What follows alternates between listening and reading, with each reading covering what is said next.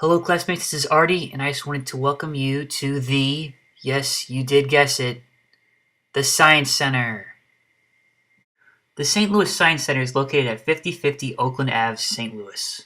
The directions from Parkway West include turn left exiting Parkway West onto Clayton Road and continue, then merge onto Mo 141 North State Highway 141. Turn slight right towards US 40, stay straight to go onto Southern Outer 40, merge onto I-64, take exit 34B towards Oakland Ave or Hampton Ave, and keep right to take the ramp towards Oakland Ave East. Turn left onto Oakland Ave, and the Science Center is on your right.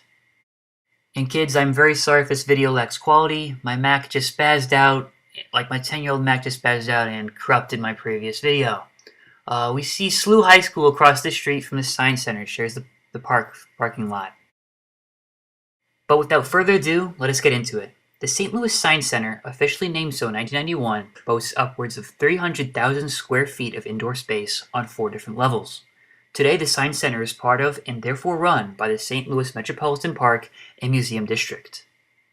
The St. Louis Science Center was founded in 1963. However, the building we know and love today was built on November 2nd, 1991, and cost $34 million. To the right of the entrance, we see the connecting bridge, the very famous connecting bridge, that connects the St. Louis Science Center to the planetarium that's located in Forest Park. This is a very, very big attraction. But enough talking, let's enter this awesome place. The St. Louis Science Center features more than 700 interactive exhibits and 10 galleries, including Grow, Mission Mars, Life Science Lab, Makerspace, Discovery Room, Ecology and Environment, Human Adventure, Structures, Liftoff, and Experience Energy. Did I mention the St. Louis Science Center is free entry? Well, it is. Only exhibits like the IMAX cost money. Leaving the main lobby, we enter a small intersection. I say we start our tour from the bottom up, meaning we're going to head down to the basement first.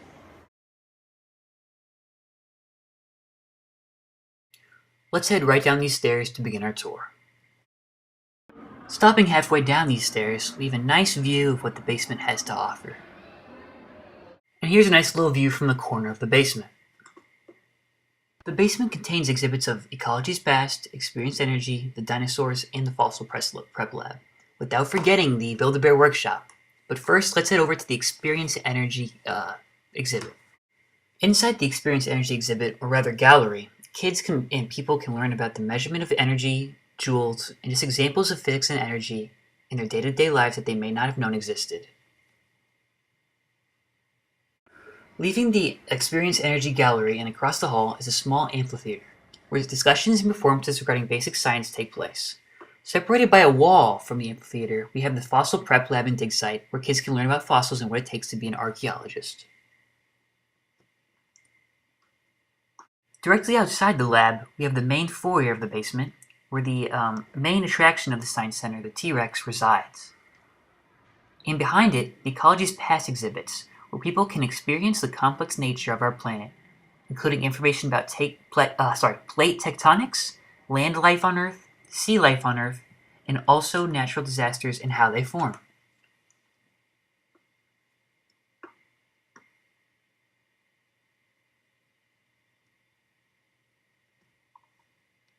Next to the Ecology's Past exhibit is the real main attraction, Build-A-Bear Workshop, where kids can take a break from the science for maybe 15 minutes and build a friend. Now let's head back upstairs to the first floor to continue the tour. Up these stairs, I will show you guys the main lobby of the Science Center before anything else, the cafeteria and the gift shop before any other exhibits. So from the basement, we're walking over to the cafeteria, but first the main lobby. See the main desk and the entrance to our right, the gift shop, and the cafeteria. So firstly to our left is the Explorer's Store. Let's explore. I was very surprised how deep and how much they had to offer in the store. From keychains, to magnets, to pillows, everything a child could want, honestly. Science-related and dinosaur-related. Also, the gift shop had a really cool just kind of view of the basement. T-Rex. Directly outside the Explorer store, we have the cafeteria, where visitors can eat either an easy pizza or more of a snack type place, which is the Science Cafe. Directly above them is the really cool ball contraption that we all know and love. Could watch that thing for hours. But without further ado, let's continue our tour and head over to the other side of the first floor, other side of the main lobby, to the math section. On this side of the first floor, which I called the math section earlier, but really isn't correct, is the Adventure Gallery. This sector, it focuses more on the mathematical aspect of science, introducing visitors to equations, math games, and just logic in general.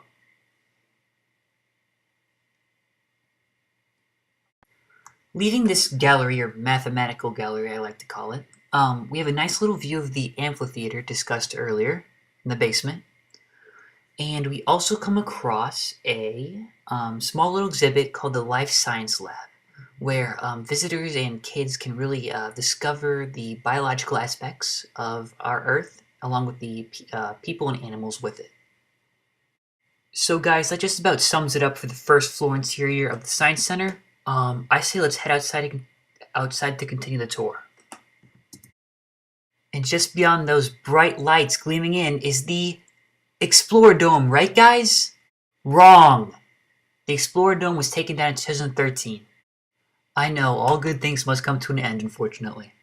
This once great attraction wasn't like anything else. It was a tent that provided the Science Center with an astounding extra 18,000 square feet. It was intended as a temporary facility for traveling exhibitions, additional classrooms, and to host large group events. It was removed in June 2013 and has since been replaced by an outdoor agricultural exhibit called Grow.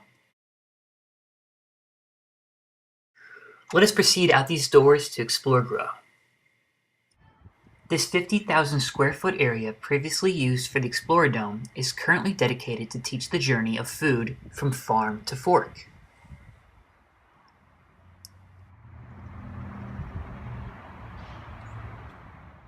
Directly from the exit of the main science center, we have the Grow main building. This building itself didn't really have much to offer on the inside. It looked really cool, like architecturally, but maybe they wanted to keep visitors outside. Leaving the Grow building, we have the Grow area, the outside part. There's hens and chickens producing eggs. There are exhibits showing the production of milk, fun race games to keep the kids interested, a food and drink little area in the corner, and a greenhouse that didn't have anything green in it. I think they're not ready with that yet. We see a nice little view of the connectors bridge heading back to the main building. Let's take one last look around, then let's head inside. Inside, we get a different angle of the entire center. Seeing the main foyer. We're going to head back over to where my finger's pointing, back towards that intersection. And so from this intersection, we're going to make the same walk we did earlier, passing the main lobby, main entrance. And instead of stopping, we're going to head up these stairs towards the second level of the St. Louis Science Center.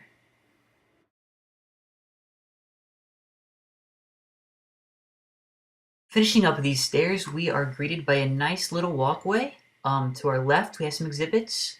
To our right, we have some more. But let's head to the left first. This sector, the second floor, has a couple of exhibits and galleries. It harbors Mission Mars, where visitors can be introduced to ideas about space travel and our accomplishments doing so. It has Makerspace, which is always very busy, allowing guests to design and create. And also the Discovery Room, which is really like a place to keep kids contained for a little bit. The Discovery Room is open to everyone, but is specially designed for young learners ages 1 through 8. Next to the Discovery Room is the Academy of Science of St. Louis, which has actually been a thing in St. Louis since 1856, devoted to promote zoology, botany, geology, chemistry, physics, and many, many other sciences. It is a sole entity and is not entirely regarded as a part of the STL Science Center. From this corner, we get to see a really nice view of the layers of the Science Center. That was fun, but let's make our way to the other side of the second floor of the St. Louis Science Center. To start off, we have a waiting line of the OmniMax Theater, which we will explore later, the ticket booth for the OmniMax, and a hall with fun architectural puzzles and information for the guests. But it is no surprise where this hall is leading, for it is leading to everyone's favorite, the connecting bridge. The connecting bridge, or sky bridge, connects the St. Louis Science Center to the St. Louis Planetarium.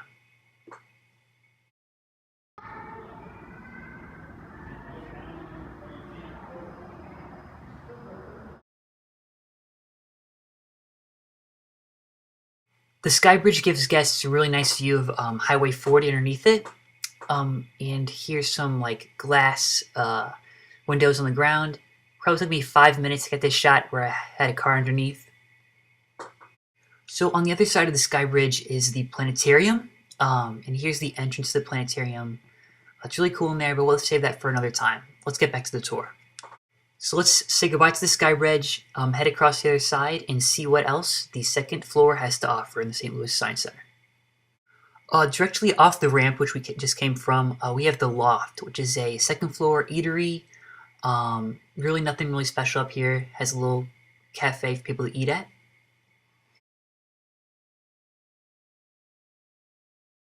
So that just about sums it up for the second level. Let's head over to the third level.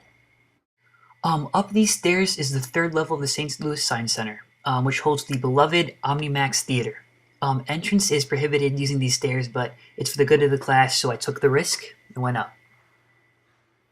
Have a great view of the lobby.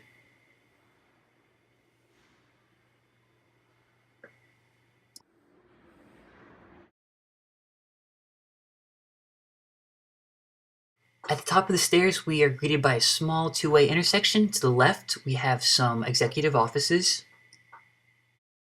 To the right, we have a small inclined-like hallway leading up to the OmniMax Theater. Viewers of the OmniMax Theater, having finished watching their showing, would walk down these steps after exiting the OmniMax, and head down to the second floor using the same stairs we just came up. Sorry for the shakiness. I was a bit scared to be up here, but here are the exits to the OmniMax Theater. The OmniMax Theater itself can house hundreds of guests. Massive, clear images projected on a 5-story, 79-foot diameter dome fill the guest's entire field of vision.